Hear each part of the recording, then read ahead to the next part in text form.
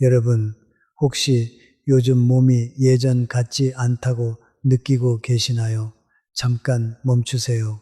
이 영상 끝까지 보셔야 합니다. 74살까지 멀쩡하시던 분이 75을 넘기면서 갑자기 무너지는 모습 한 번쯤 보신 적 있으실 겁니다. 어제까지 산에 오르시던 분이 어느 날부터 현관문 나서기를 두려워하십니다. 평생 또렷하시던 분이 친구 이름 하나를 떠올리지 못해 한참을 끙끙대십니다. 병원에 가면 이렇게 말합니다. 나이 드셔서 그래요. 하지만 여러분, 이건 단순히 나이 문제가 아닙니다. 의학계에서는 75이라는 나이를 몸의 붕괴선이라고 부릅니다. 이 시기를 모르고 그냥 지나치면 여든은커녕 앞으로의 10년도 버티기 힘들어집니다. 그런데 반대로 이 시기를 제대로 알고 준비하시면 90까지도 정정하게 사실 수 있습니다. 오늘 이 영상 하나가 여러분의 앞으로 20년을 완전히 바꿔놓을 겁니다. 이유가 있습니다. 들어보세요.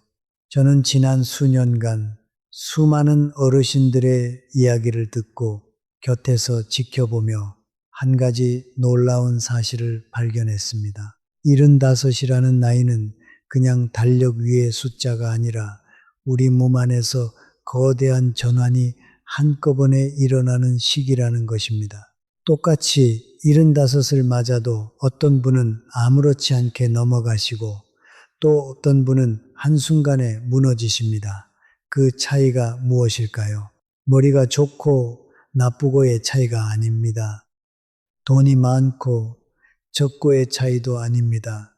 바로 아느냐 모르느냐의 차이입니다. 그래서 오늘 저는 우리 몸에 무슨 일이 벌어지는지 그리고 무엇을 어떻게 하면 되는지 하나도 빠짐없이 말씀드리려고 합니다. 서울 아산병원 노년내과에서 발표한 자료에 따르면 75을 전후로 우리 몸에는 3가지 큰 변화가 거의 동시에 찾아온다고 합니다. 첫째는 근육입니다. 둘째는 심장과 폐입니다. 셋째는 뇌입니다. 이 3가지가 따로따로 천천히 오는 게 아니라 마치 약속이라도 한 듯이 같은 시기에 몰려옵니다. 그래서 본인도 가족도 당황하는 겁니다. 어제까지 멀쩡했는데 왜 갑자기 이러지 하면서요. 하지만 여기에 정말 중요한 희망이 하나 숨어 있습니다. 이 모든 변화는 완전히 막을 수는 없지만 그 속도를 늦추는 것은 얼마든지 가능하다는 사실입니다. 작은 습관 하나만 바꿔도 이후 10년이 통째로 달라집니다. 오늘 제가 그 구체적인 방법을 그것도 돈 한 푼 안 들이고 우리 집에서 바로 시작할 수 있는 방법으로 알려드리겠습니다. 오늘 우리가 함께 살펴볼 내용은 크게 이렇습니다. 먼저 75에 무너지는 세기둥, 근육과 심폐와 뇌를 하나씩 들여다보겠습니다. 그 다음 물과 약과 잠처럼 매일 우리가 무심코 지나치는 것들을 점검하겠습니다. 그리고 마지막으로 어떤 약보다 강력한 처방인 사람과의 관계 이야기, 그리고 75 이후의 마음가짐까지 함께 나누겠습니다. 끝까지 보시면 오늘부터 바로 실천할 수 있는 행동 목록을 정리해 드리겠습니다. 우리 함께 천천히 끝까지 가보겠습니다. 영상이 도움이 되셨다면 구독과 좋아요 한 번씩만 눌러주세요. 그 작은 손길이 더 많은 어르신들께 이 정보를 전해드리는 큰 힘이 됩니다. 자, 그러면 본격적으로 시작하겠습니다. 도대체 왜 우리 몸은 75에 갑자기 무너지는 것처럼 느껴질까요? 사실은 갑자기가 아닙니다. 우리 몸은 60 무렵부터 아주 천천히 조용히 변하고 있었습니다. 다만 그 변화가 너무 느려서 우리가 알아채지 못했을 뿐입니다. 그러다가 75쯤에 이르면 그동안 쌓여있던 변화들이 한꺼번에 겉으로 드러납니다. 마치 2개 작은 금이 조금씩 가다가 어느 날 갑자기 물이 새어 나오는 것과 같습니다. 눅이 갑자기 무너진 게 아니라 보이지 않게 금이 가고 있었던 겁니다. 우리 몸도 똑같습니다. 질병관리청 통계를 보면 65에서 74살 사이보다 75 이후에 일상생활에 도움이 필요하다고 답한 비율이 2배 가까이 뛰어오릅니다. 정확히는 한 살 한 살 늘 때마다가 아니라 75이라는 선을 넘는 순간 곡선이 가파르게 꺾입니다. 그래서 의학계에서 이 나이를 붕괴선이라고 부르는 겁니다. 무서운 말처럼 들리시죠? 저도 처음 이 말을 들었을 때 가슴이 철렁했습니다. 그런데요, 이 선의 정체를 정확히 알고 나면 오히려 마음이 편해집니다. 막연한 두려움이 분명한 목표로 바뀌기 때문입니다. 어디가 약해지는지 알면 어디를 지키면 되는지도 알게 되니까요. 많은 어르신들이 이런 말씀을 하십니다. 아침에 일어나는데 몸이 천근만근이다. 조금만 걸어도 숨이 턱까지 차오른다. 어제 만난 사람 이름이 오늘 생각이 안 난다. 이런 작은 신호들을 우리는 그저 나이 탓이려니 하고 넘겨버립니다. 하지만 이것이야말로 몸이 우리에게 보내는 가장 친절한 경고입니다. 2개 금이 가기 시작했으니 지금 손을 보라는 신호인 거죠. 이 신호를 알아채는 분과 무시하는 분의 10년 뒤는 하늘과 땅 차이입니다. 오늘 이 영상을 보시는 여러분은 이미 그 신호를 알아채신 분들입니다. 그것만으로도 여러분은 다른 길 위에 서 계신 겁니다. 자, 이제 본론으로 들어갑니다. 75세 무너지는 첫 번째 기둥, 바로 근육 이야기입니다. 우리는 흔히 근육이라고 하면 운동선수나 젊은 사람들의 것이라고 생각합니다. 나이 들어 무슨 근육이냐 이러시는 분도 계십니다. 하지만 이건 정말 위험한 생각입니다. 75 이후 우리의 생존을 좌우하는 가장 중요한 열쇠가 바로 이 근육이기 때문입니다. 서울 아산병원 자료에 따르면 70에서 80 사이에 우리 몸의 근육은 평균 31% 가까이 사라진다고 합니다. 60 무렵의 근육 감소 속도와는 비교가 안 될 만큼 빠릅니다. 10년 동안 근육의 3분의 1이 녹아 없어진다고 생각해 보세요. 정말 무섭지 않습니까? 그런데 왜 근육이 그렇게 중요할까요? 단순히 힘이 약해지는 문제가 아닙니다. 우리 몸의 근육은 단순한 고깃덩어리가 아니라 살아있는 거대한 창고이자 공장입니다. 근육은 우리가 넘어지지 않게 몸의 중심을 잡아줍니다. 근육은 혈당을 끌어다가 저장하는 창고 역할도 합니다. 그래서 근육이 줄면 똑같이 먹어도 혈당이 더 잘 오릅니다. 게다가 근육은 우리 몸을 따뜻하게 데우고 면역과 회복에도 깊이 관여합니다. 한마디로 근육이 무너지면 몸 전체가 함께 무너지는 겁니다. 정수기로 비유하자면 근육은 물을 끌어올리는 펌프와 같습니다. 펌프가 약해지면 아무리 좋은 필터가 있어도 깨끗한 물이 콸콸 나오지 않습니다. 근육이 빠지기 시작하면 우리 몸에는 어떤 일이 벌어질까요? 처음에는 아주 사소합니다. 장바구니가 무겁게 느껴집니다. 의자에서 일어날 때 나도 모르게 어구구 소리가 나옵니다. 계단을 오를 때 난간을 자꾸 잡게 됩니다. 여기까지는 그래도 견딜만 합니다. 문제는 그 다음입니다. 근육이 더 빠지면 걸음걸이가 흔들리고 작은 턱에도 발이 걸립니다. 그러다 한번 넘어지면 75 이후의 낙상은 단순한 멍으로 끝나지 않습니다.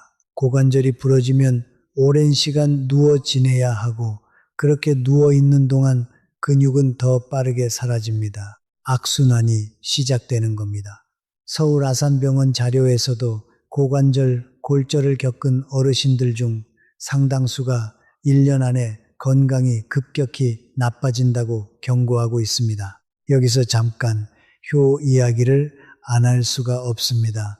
근육이 무너져서 거동이 힘들어지면 결국 누군가의 손을 빌려야 합니다. 그 손은 대개 우리 자식들의 손입니다.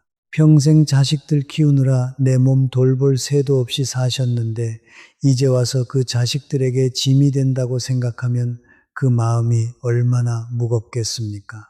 제가 만나뵌 어르신들이 가장 두려워하시는 건 사실 죽음이 아니었습니다. 자식들에게 짐이 되는 것, 그게 가장 무섭다고 하셨습니다. 그래서 근육을 지키는 일은 단순히 내 건강을 위한 일이 아닙니다. 우리 가족 모두의 평안을 지키는 일입니다. 손주, 손잡고 공원을 걷는 그 평범한 행복을 끝까지 누리기 위한 일입니다. 그렇다면 어떻게 해야 할까요? 다행히 방법이 있습니다. 그것도 아주 간단합니다. 근육을 지키는 데는 딱 두 가지가 핵심이고 거기에 보너스로 하나만 더 챙기시면 됩니다. 첫째는 단백질입니다. 나이가 들면 입맛이 떨어진다고들 하시지만 75 이후에 단백질은 선택이 아니라 필수입니다. 거창할 것 없습니다. 아침에 삶은 계란 하나, 점심에 두부 한 모, 저녁에 생선 한 토막. 이 정도만 꾸준히 드셔도 근육이 빠지는 속도가 눈에 띄게 늦춰집니다. 고기를 씹기 힘드시면 계란찜이나 두부찌개도 좋습니다. 우유 한 잔, 작은 요구르트 하나도 훌륭한 단백질 공급원입니다. 끼니마다 손바닥만한 크기의 단백질, 이것만 기억하세요. 둘째는 움직임입니다. 운동이라고 거창하게 생각하지 마세요. 그냥 몸을 움직이는 습관이라고 여기시면 됩니다. 가장 쉬운 건 의자에서 앉았다 일어서기입니다. 텔레비전 보시면서 광고가 나올 때마다 의자에서 천천히 10번만 앉았다 일어서 보세요. 이것만으로도 우리 허벅지의 큰 근육이 깨어납니다. 허벅지 근육은 우리 몸에서 가장 큰 근육이라 여기만 지켜도 절반은 성공입니다. 처음엔 5번도 힘드실 수 있습니다. 괜찮습니다. 5번부터 시작하세요. 내일은 6번, 모레는 7번. 이렇게 천천히 늘려가시면 됩니다. 자, 이제 보너스입니다. 단백질을 드시고 나서 30분 안에 가볍게 몸을 움직여 주시면 그 단백질이 근육으로 가는 길이 활짝 열립니다.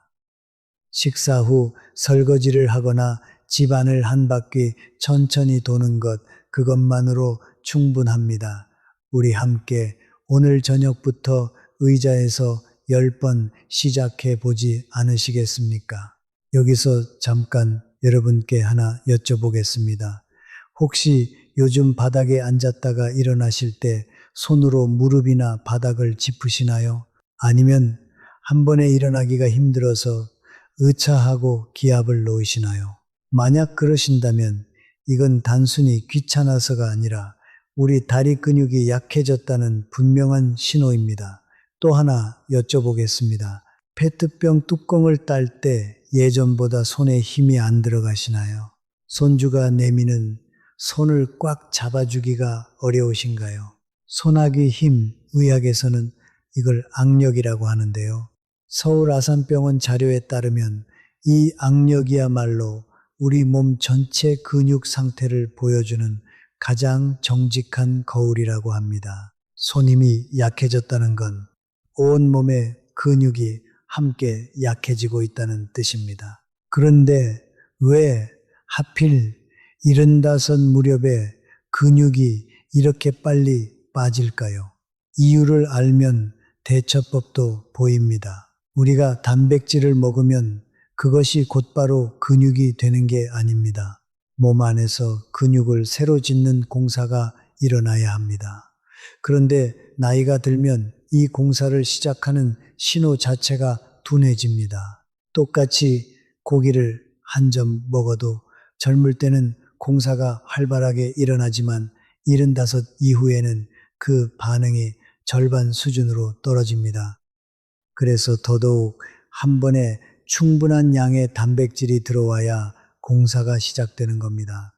조금씩 찔끔찔끔 드시면 신호가 약해서 공사가 아예 시작되지 않습니다. 이게 바로 어르신들이 적게 드시면서 근육이 더 빨리 빠지는 숨은 이유입니다. 또 한 가지 무서운 사실이 있습니다. 근육은 우리 몸에서 혈당을 끌어다 쓰는 가장 큰 창고라고 말씀드렸죠.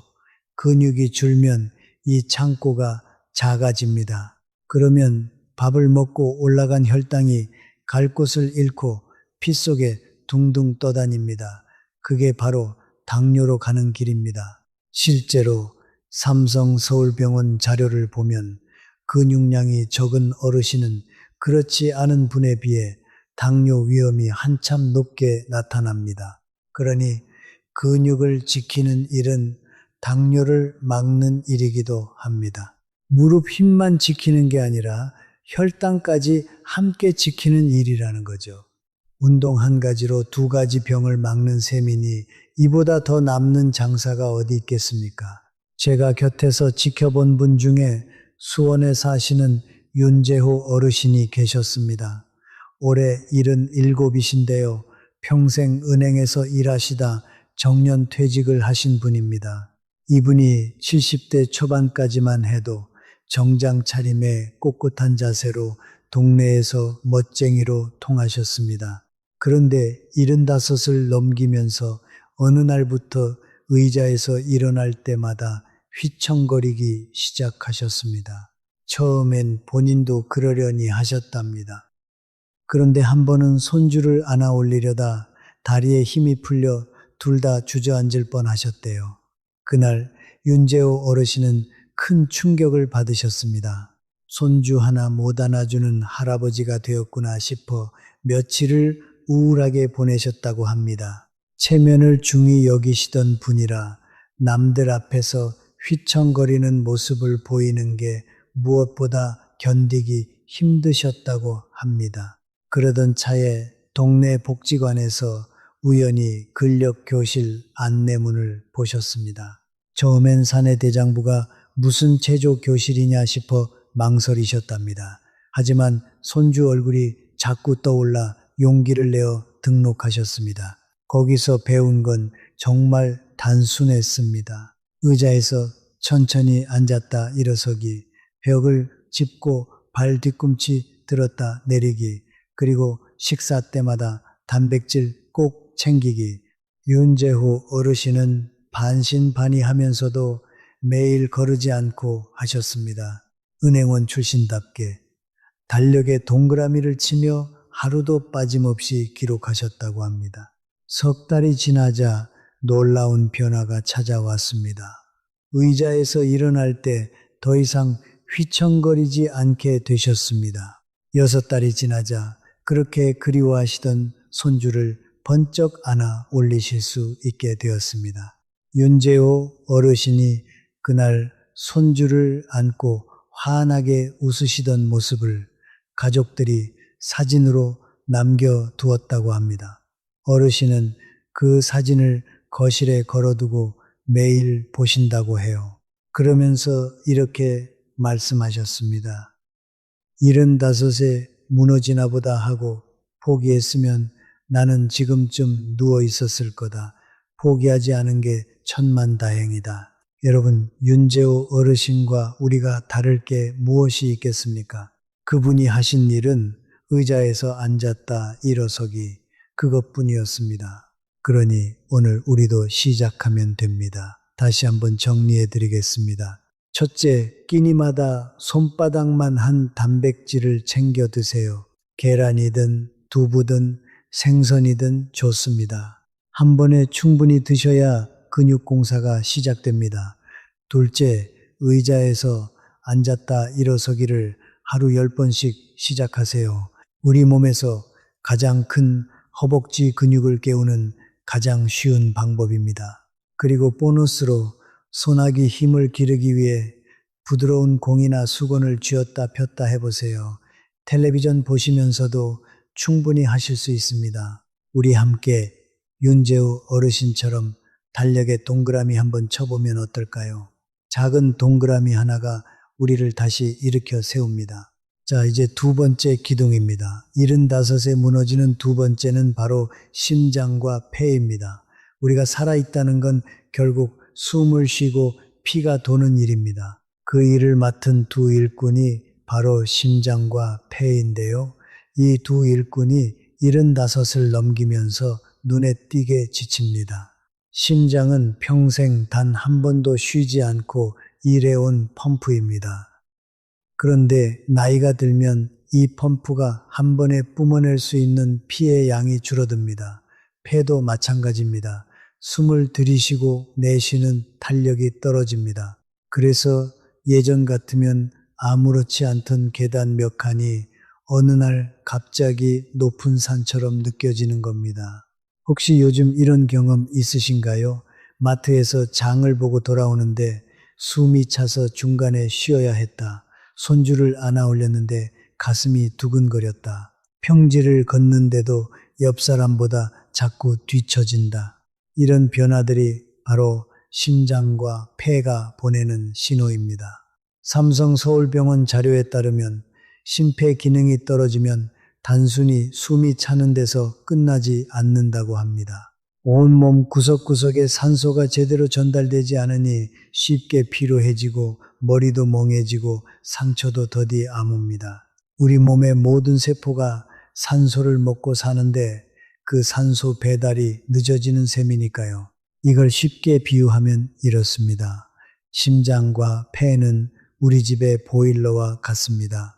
보일러가 힘이 좋을 때는 집 안 구석구석 따뜻한 물이 잘 돕니다. 그런데 보일러가 노후되면 가장 먼 방, 가장 끝에 있는 방부터 차가워집니다. 우리 몸에서 가장 끝에 있는 곳이 어디일까요? 바로 손끝, 발끝, 그리고 뇌입니다. 그래서 심폐가 약해지면 손발이 차가워지고 머리가 맑지 않게 되는 겁니다. 보일러를 통째로 새 것으로 바꿀 수는 없지만 잘 관리하면 오래오래 따뜻하게 쓸 수 있습니다. 심장과 폐도 똑같습니다. 그렇다면 어떻게 해야 할까요? 자, 이제 본론으로 들어갑니다. 심장과 폐를 지키는 방법, 의외로 정말 간단합니다. 핵심은 딱 하나, 걷기입니다. 거창한 운동 필요 없습니다. 헬스장 등록할 필요도 없습니다. 그저 매일 15분만 걸으시면 됩니다. 연세대 세브란스 병원 자료에서도 하루 15분의 가벼운 걷기가 심폐 기능 저하 속도를 절반 가까이 늦춘다고 밝히고 있습니다. 15분이 길게 느껴지신다면 처음엔 5분부터 시작하셔도 됩니다. 집 앞 골목을 한 바퀴, 아파트 단지를 천천히 한 바퀴, 그것만으로 충분합니다. 비가 오는 날에는 집 안에서 제자리 걸음을 하셔도 됩니다. 텔레비전을 보면서 그 자리에서 발을 들었다 놨다 하시면 됩니다. 여기서 제가 꼭 강조하고 싶은 게 있습니다. 일주일에 한 번 1시간씩 몰아서 걷는 것보다 매일 15분씩 나눠서 걷는 것이 훨씬 효과적입니다. 우리 몸은 몰아치는 것을 싫어합니다. 꾸준한 것을 좋아합니다. 그러니 욕심내지 마세요. 오늘 15분, 내일 15분. 이 작은 걸음들이 모이고 모여서 1년 뒤에는 옆집 또래 어르신들이 깜짝 놀랄 만큼 건강한 분이 되어 계실 겁니다. 또래보다 숨이 덜 차고 또래보다 걸음이 가벼운 분. 그게 바로 여러분일 수 있습니다. 우리 오늘 저녁 식사 후에 딱 15분만 걸어보기로 약속하실 수 있으시겠습니까? 자, 이제 세 번째 기둥입니다. 어쩌면 여러분이 가장 두려워하시는 부분일지도 모르겠습니다. 바로 뇌입니다. 75을 넘기면 기억을 담당하는 뇌의 부분이 눈에 띄게 약해집니다. 친구 이름이 입에서 맴돌기만 하고 나오지 않습니다. 방금 무엇을 하려고 일어섰는지 까먹습니다. 가스불을 껐는지 안 껐는지 자꾸 확인하게 됩니다. 이런 일이 잦아지면 누구나 같은 생각을 합니다. 혹시 내가 치매에 걸린 건 아닐까? 그 생각이 한번 들기 시작하면 밤에 잠도 안 오고 사람 만나기도 무서워집니다. 말하다가 이름을 못 떠올리면 창피할까봐 점점 집 안으로만 숨게 됩니다. 여기서 정말 중요한 사실을 하나 말씀드리겠습니다. 깜빡깜빡하는 것과 치매는 전혀 다릅니다. 고려대학교 병원 자료에 따르면 나이가 들어 단어가 잘 떠오르지 않는 것은 자연스러운 노화 현상이며 이것을 곧바로 치매와 연결 짓는 것은 잘못이라고 합니다. 열쇠를 어디 뒀는지 잊는 것은 노화입니다. 하지만 열쇠가 무엇에 쓰는 물건인지 모르는 것은 다른 문제입니다. 약속을 깜빡하는 것은 노화입니다. 하지만 약속을 했다는 사실 자체가 통째로 사라지는 것은 다른 문제입니다. 그러니 단어 하나 안 떠오른다고 너무 겁먹지 마세요. 그 두려움이 오히려 우리 뇌를 더 빨리 위축시킵니다. 그런데 왜 75세 뇌가 약해질까요? 우리 뇌도 결국 근육과 비슷합니다. 쓰면 살아나고 안 쓰면 굳습니다. 그런데 75 이후에 무슨 일이 벌어지나요? 은퇴를 하셨으니 머리 쓸 일이 줄어듭니다. 친구들이 하나둘 떠나면서 대화할 사람이 줄어듭니다. 외출이 줄어드니 새로운 자극을 받을 일이 줄어듭니다. 결국 뇌가 일을 안 하게 되는 겁니다. 일을 안 하는 뇌는 빠르게 녹슬어 갑니다. 마치 오랫동안 시동을 걸지 않은 자동차가 어느 날 갑자기 시동이 안 걸리는 것처럼 말입니다. 그러니 뇌가 약해지는 진짜 원인은 나이 그 자체가 아니라 뇌를 쓰지 않는 생활인 경우가 많습니다. 그렇다면 어떻게 뇌를 지킬 수 있을까요? 다행히 방법이 있습니다. 그리고 이 방법은 돈도 안 들고 오히려 즐겁기까지 합니다. 첫째는 대화입니다. 누군가와 이야기를 나누는 것만으로도 우리 뇌는 활발하게 움직입니다. 상대의 말을 듣고 이해하고 대답을 떠올리고 그 대답을 말로 옮기는 이 모든 과정이 뇌에게는 최고의 운동입니다. 하루에 단 10분이라도 누군가와 진짜 대화를 나누세요. 전화 한 통이면 충분합니다. 둘째는 새로운 것을 배우는 일입니다. 스마트폰으로 사진 보내는 법, 새로운 노래 한 곡, 화투든 바둑이든 손주에게 게임 하나 배우기, 무엇이든 좋습니다. 새로운 것을 익히는 그 순간 뇌에는 새로운 길이 뚫립니다. 자, 이제 보너스입니다. 잘 자는 것입니다. 깊은 잠을 자는 동안 우리 뇌는 낮에 쌓인 노폐물을 청소합니다. 잠이 곧 뇌 청소 시간인 셈이죠. 잠 이야기는 뒤에서 더 자세히 다루겠습니다. 자, 여기까지 75에 무너지는 새 기둥, 근육과 심폐와 뇌를 살펴봤습니다. 머리로는 이해가 되시는데, 그래서 실제로 사람이 어떻게 달라질 수 있다는 거냐 궁금하실 겁니다. 그래서 제가 실제로 곁에서 지켜본 한 분의 이야기를 들려드리겠습니다.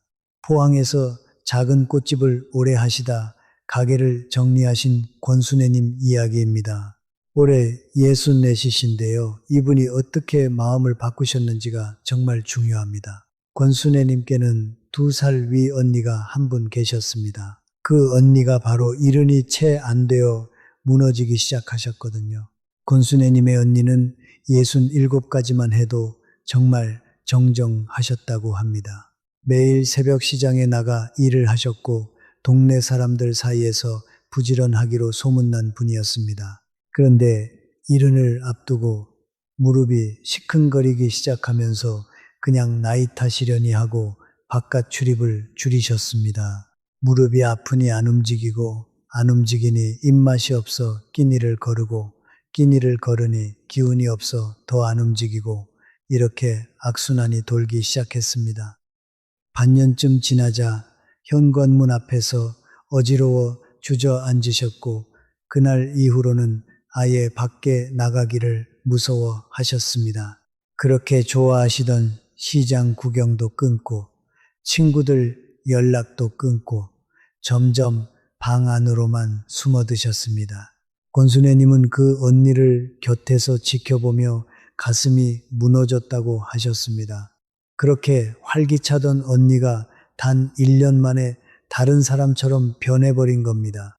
그리고 동시에 무서운 생각이 들었다고 합니다. 나도 곧 저렇게 되는 거 아닌가. 언니랑 나랑 겨우 2살 차이인데 그때 권순애님은 결심하셨습니다. 언니가 걸어간 그 길을 나는 절대 똑같이 걷지 않겠다. 그래서 동네 보건소에서 하는 어르신 건강교실에 등록하셨습니다. 거기서 배운 것이 바로 오늘 제가 여러분께 말씀드린 그 내용들이었습니다. 75은 끝이 아니라 바뀌는 시기일 뿐이라는 것, 작은 것부터 바꾸면 된다는 것 말입니다. 권순애님이 시작하신 건 정말 사소했습니다. 아침마다 집 앞 공원을 천천히 한 바퀴 걷기, 끼니마다 삶은 계란 하나씩 더 먹기, 그리고 일주일에 한 번은 언니에게 전화를 걸어 같이 산책 나가자고 끌어내기, 본인만 챙긴 게 아니라 언니까지 끌어낸 겁니다. 처음 두어 달은 별 변화가 없었다고 합니다. 솔직히 이게 무슨 소용인가 싶기도 했답니다. 그런데 석 달이 지나자 신기한 일이 벌어졌습니다. 무릎 통증으로 바깥 출입을 끊으셨던 언니가 동생 손에 이끌려 매일 조금씩 걷다 보니 다시 시장에 나가기 시작하신 겁니다. 권순애님, 본인도 계단을 올라도 예전만큼 숨이 차지 않게 되었다고 하셨습니다. 권순애님이 제게 하신 말씀이 오래 기억에 남습니다. 75이 무섭다고들 하는데 알고 보니 무서운 건 75이 아니라 아무것도 안 하고 가만히 있는 거더라. 이 말씀 여러분 가슴에도 와닿으시나요? 권순애님은 언니가 무너지는 모습을 보고 미리 준비하셨습니다. 그리고 그 준비가 언니까지 다시 일으켜 세웠습니다. 여러분도 똑같이 하실 수 있습니다. 아니, 지금 이 영상을 보고 계신 여러분은 이미 그 첫걸음을 떼신 겁니다. 우리 권순애님처럼 오늘부터 작은 것 하나만 시작해 보기로 해요. 자, 이번에는 심장과 폐, 그리고 뇌 이야기를 조금 더 깊이 들여다보겠습니다. 들어보세요. 75을 전후로 우리 심장은 한 번 뛸 때 내보내는 피의 양이 눈에 띄게 줄어듭니다. 서울 아산병원 자료를 보면 같은 거리를 걸어도 75 이후에는 심장이 훨씬 더 힘겹게 일한다고 합니다. 그래서 예전에는 아무렇지 않던 계단 몇 칸이 어느 날 갑자기 높은 산처럼 느껴지는 겁니다. 여기서 우리 몸이 보내는 신호를 스스로 점검해 보는 방법이 있습니다. 평지를 평소 속도로 걸으면서 옆 사람과 이야기를 나눌 수 있는지 보세요. 말이 자꾸 끊기고 숨이 가빠진다면 우리 심폐가 도와달라고 보내는 신호입니다. 또 한 가지, 가만히 앉아 계실 때 손목에서 맥을 짚어보세요.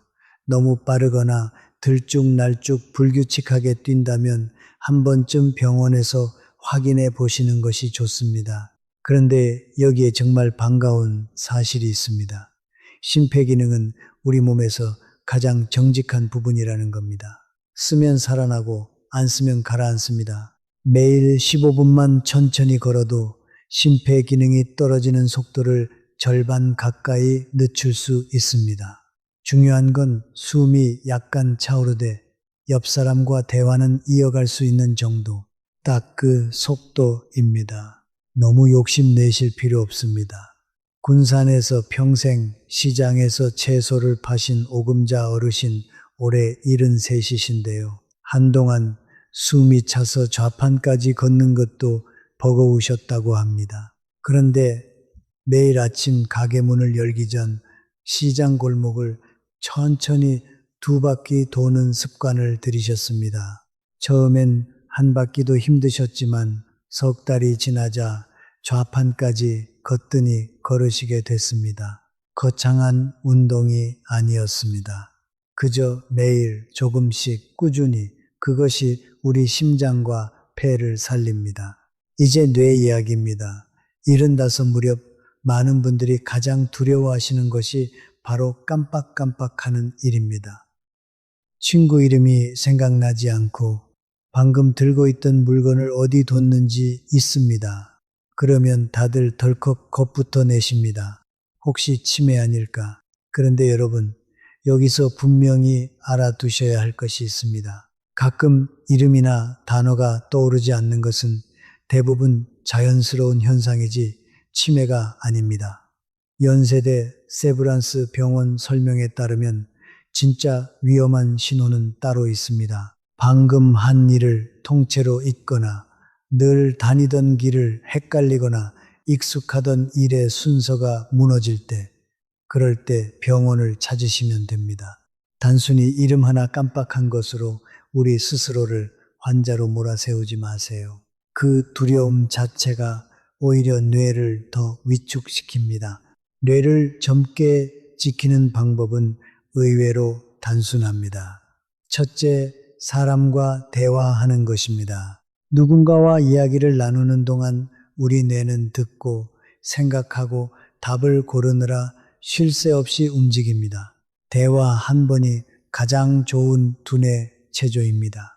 둘째, 새로운 것을 배우는 것입니다. 화투든 스마트폰이든 노래든 상관없습니다.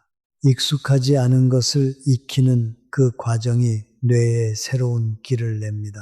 셋째, 손을 부지런히 쓰는 것입니다. 요리, 텃밭, 가꾸기, 글씨 쓰기처럼 손끝을 움직이는 일이 뇌를 깨웁니다.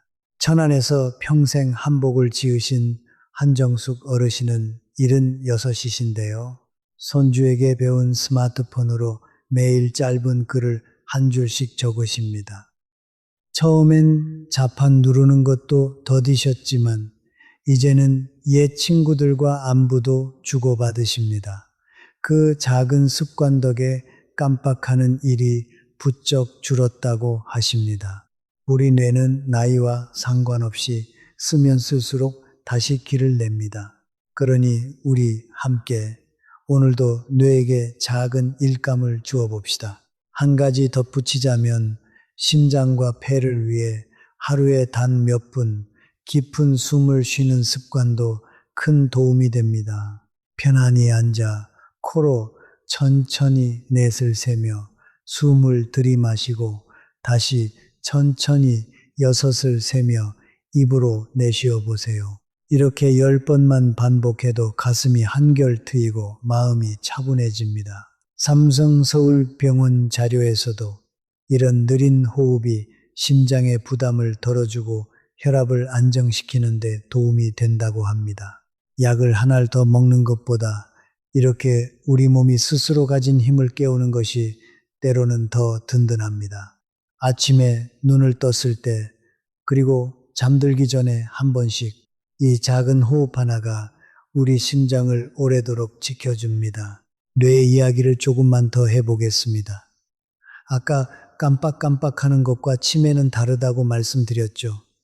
그런데 많은 어르신들이 이 두려움 때문에 오히려 건강을 해치십니다. 무슨 말이냐 하면요. 혹시 치매면 어쩌나 하는 걱정에 사람 만나기를 피하고 새로운 일을 시도하지 않게 되는 겁니다. 그런데 바로 그 회피가 뇌를 더 빨리 굳게 만듭니다. 두려움이 우리를 가두고 그 갇힘이 다시 두려움을 키우는 악순환인 거죠. 그러니 우리 발상을 한번 바꿔봅시다. 깜빡거림은 우리 뇌가 보내는 경고가 아니라 운동을 하자는 초대장이라고 생각하는 겁니다. 단어가 안 떠오르면 끙끙대지 마시고 우리 뇌가 운동할 시간이구나 하고 가볍게 넘기세요. 연세대 세브란스 병원 자료에 따르면 뇌를 건강하게 지키는 데는 3가지가 함께 필요하다고 합니다. 첫째는 새로운 자극, 둘째는 사람과의 교류, 셋째는 적당한 몸의 움직임입니다. 흥미로운 사실은 이 3가지가 따로 노는 게 아니라는 겁니다. 친구를 만나러 밖에 나가면 걷게 되니 몸이 움직이고 대화를 하니 자극이 되고 사람과 교류까지 한꺼번에 일어납니다. 그래서 75 이후에는 그저 밖에 나가 사람을 만나는 것만으로도 뇌 건강의 3가지를 동시에 챙기는 셈입니다. 집에만 계시면 이 3가지를 한꺼번에 잃습니다. 그러니 오늘 단 한 번이라도 우리 밖으로 나가보기로 해요. 여기에 더해 75 이후 꼭 챙겨야 할 숨은 기둥이 하나 더 있습니다. 바로 균형 감각입니다. 근육이 아무리 튼튼해도 중심을 잡는 균형 감각이 무너지면 넘어집니다. 그리고 앞서 말씀드렸듯 이 나이의 낙상은 인생을 송두리째 바꿔놓을 만큼 위험합니다. 질병관리청 자료를 보면 75 이상 어르신의 입원 원인 중에서 낙상이 상당히 높은 비중을 차지합니다. 길에서 크게 다치는 것보다 사실은 집안에서 넘어지는 경우가 더 많습니다. 화장실 문턱, 거실 전기선, 미끄러운 욕실 바닥, 이런 곳들이 우리 집 안에 숨은 함정입니다. 균형 감각은 다행히 아주 간단한 방법으로 기를 수 있습니다. 부엌 싱크대나 식탁을 한 손으로 가볍게 짚고 한쪽 발을 살짝 들어 10초만 버텨보세요. 그 다음 반대쪽 발도 10초. 처음엔 비틀거리셔도 괜찮습니다. 매일 하다 보면 점점 오래 버틸 수 있게 됩니다. 양치질 하시는 동안 한 발로 서보는 것도 좋은 방법입니다. 하루에 단 1분.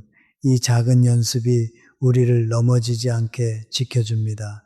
그리고 집안의 함정도 오늘 한번 점검해 보세요. 걸려 넘어질 만한 전기선은 벽에 붙이고 욕실 바닥엔 미끄럼 방지 매트를 깔고 밤에 화장실 가는 길엔 작은 불을 하나 켜두세요. 돈 몇천 원이면 우리 가족 모두가 마음을 놓을 수 있습니다. 제주에 사시는 백정자 어르신 이야기를 들려드리고 싶습니다. 올해 76이신데요. 평생 밭일을 하신 분이라 누구보다 건강을 자신하셨습니다. 그런데 어느 날 새벽 화장실에 가시다 어두운 거실에서 발을 헛디뎌 넘어지셨습니다. 다행히 크게 다치진 않으셨지만 손목에 금이 가서 한 달을 깁스를 하고 지내셨습니다.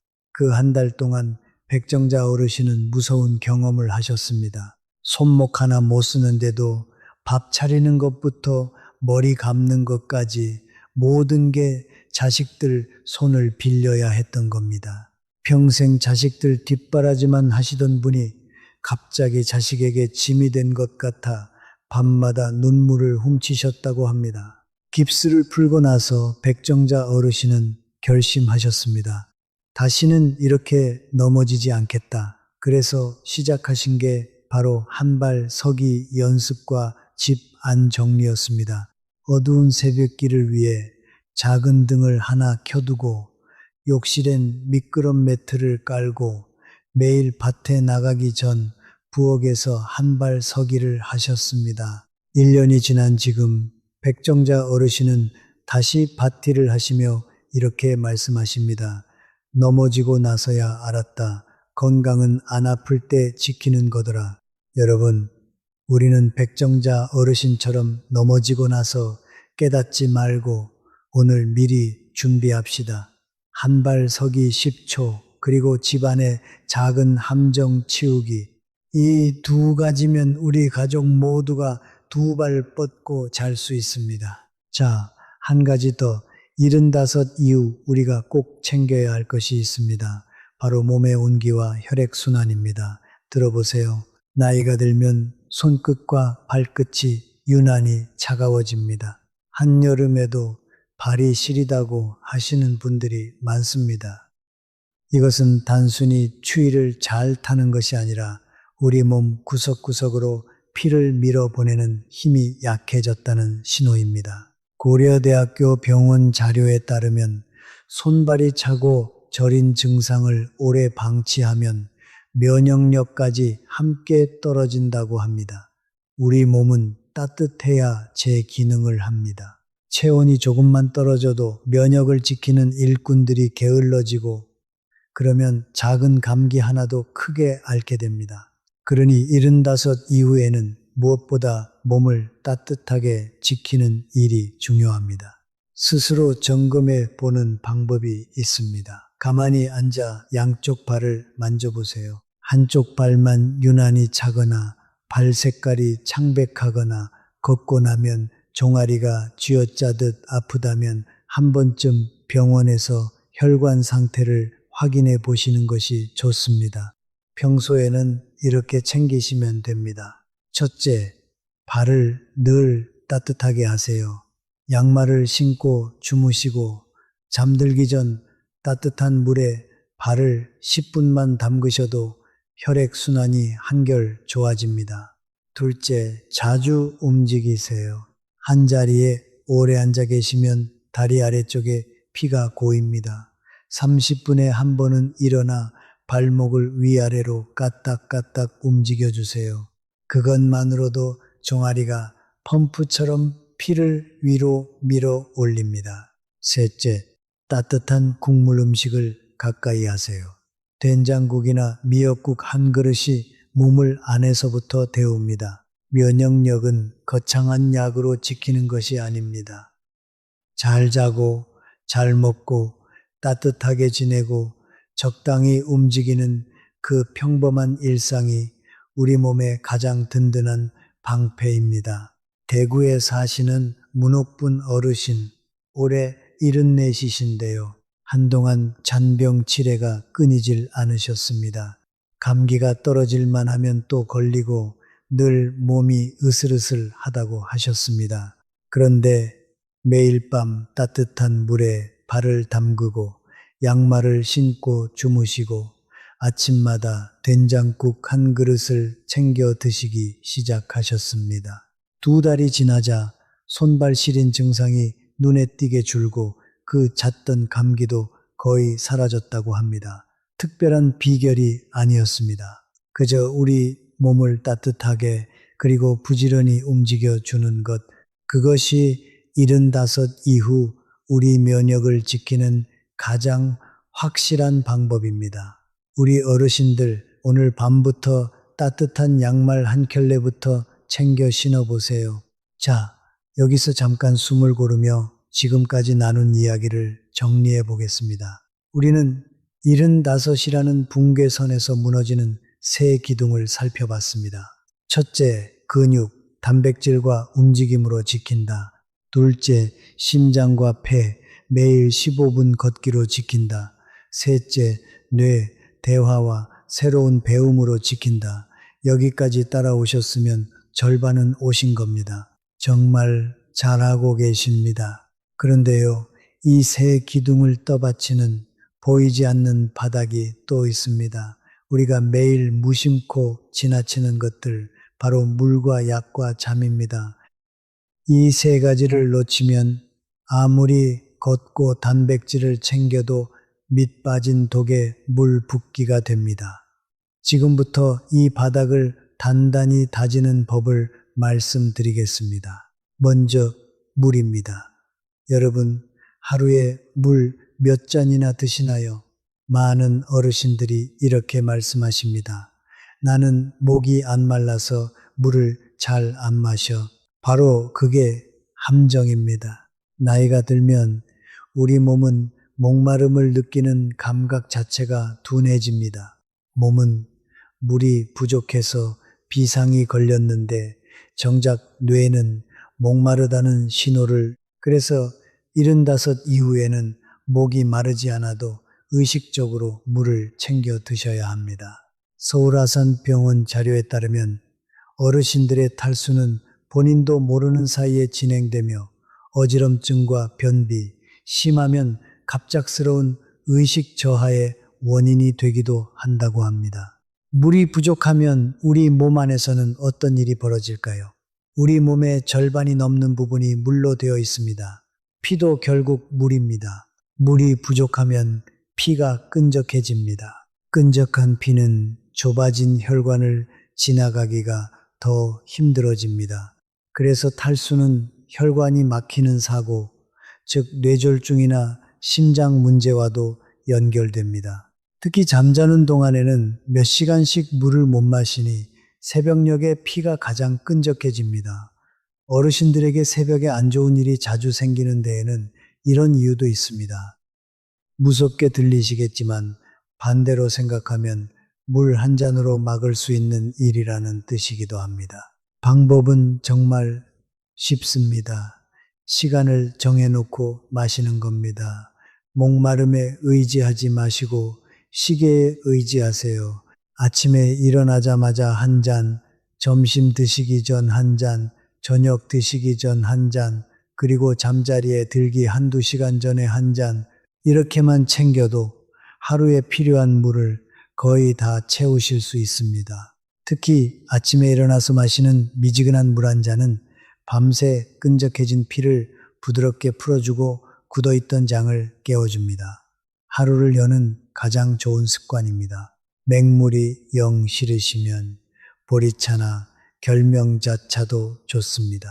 다만 커피나 진한 녹차는 오히려 물을 빼앗아 가니 물 대신으로 생각하시면 안 됩니다. 자, 이제 두 번째 바닥입니다. 바로 약 관리입니다. 75을 넘기면 대부분 한두 가지 이상의 약을 드시게 됩니다. 혈압약, 당뇨약, 콜레스테롤 약, 거기에 무릎약, 잠 못 자서 받은 약까지 어느새 약봉지가 한 움큼이 됩니다. 그런데 여기서 정말 중요한 사실이 있습니다. 약이 많다고 해서 건강한 게 아니라는 겁니다. 오히려 약이 너무 많으면 약끼리 부딪혀서 새로운 문제를 일으키기도 합니다. 삼성서울병원 자료에서도 여러 병원에서 받은 약을 한꺼번에 드시는 어르신들에게 중복되거나 충돌하는 약이 적지 않게 발견된다고 경고하고 있습니다. 그래서 약 관리에는 두 가지 원칙이 있습니다. 첫째, 시간을 정확히 지키는 것입니다. 아침 약은 아침 식사 후 30분 안에, 저녁 약은 저녁 식사 후에. 이 시간이 들쑥날쑥하면 약효도 들쑥날쑥해집니다. 깜빡 잊으실까 걱정되시면 요일과 시간이 나뉜 약통을 하나 장만하세요.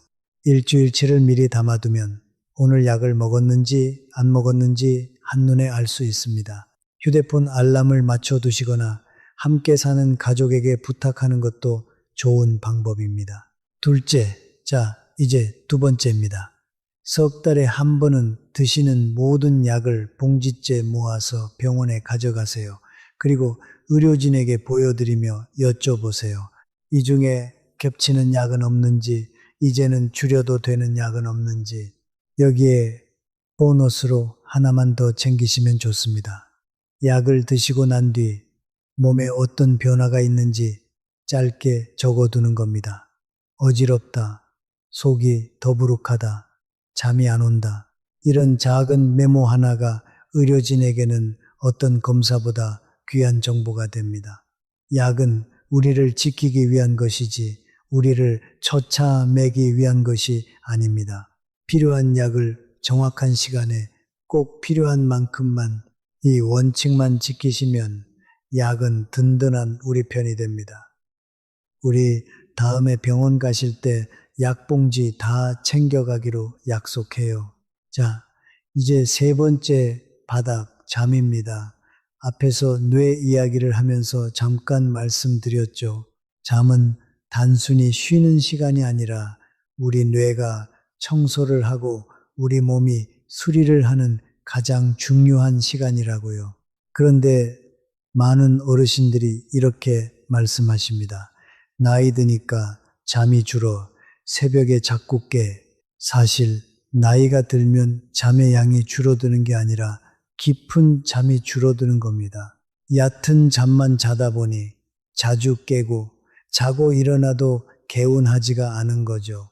깊은 잠을 못 자면 낮에 졸리고 졸리니까 낮잠을 길게 자고 그러면 밤에 또 못 자고 여기서도 악순환이 돕니다. 질병관리청 자료에서도 수면의 질이 떨어지면 기억력 저하와 면역력 약화, 그리고 우울감과도 깊이 연결된다고 합니다.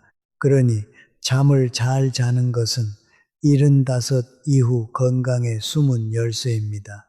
그렇다면 어떻게 깊은 잠을 되찾을 수 있을까요? 방법은 여러 가지지만 가장 중요한 두 가지만 말씀드리겠습니다.